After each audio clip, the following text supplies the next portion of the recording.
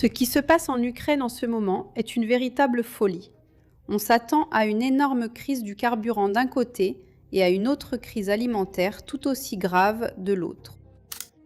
Puisque la Fédération de Russie, en intensifiant cette même pression, a déjà détruit l'une des plus grandes raffineries, dont la grande majorité des stations-service de la ville s'approvisionnaient pratiquement.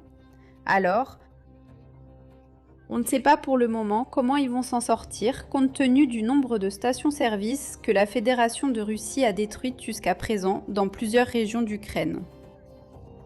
Et d'autre part, l'une des plus grandes chaînes d'approvisionnement alimentaire pour les supermarchés, les entrepôts d'au moins 2 chaînes de supermarchés,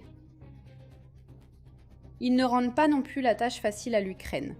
Le problème, c'est que l'Ukraine, depuis très longtemps, et je le sais de sources absolument fiables, veut sortir de cette situation. Une vraie sale situation, parce que le régime de Kiev ne peut tout simplement plus supporter autant de responsabilités ni autant de dépenses. Mais le problème réside entièrement dans le fait que l'OTAN, évidemment, ne le permet pas. Parce que l'Union européenne, surtout l'Union européenne, étonnamment avec l'énorme dette qu'elle porte, a investi trop dans la guerre en Ukraine.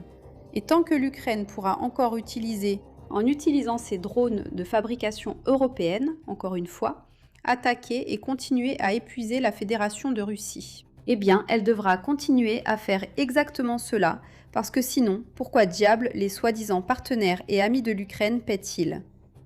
Certains diront que c'est la Fédération de Russie qui attaque.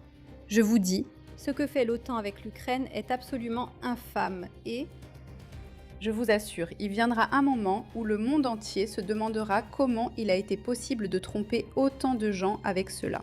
Et si ce n'est pas le cas, le temps nous le dira.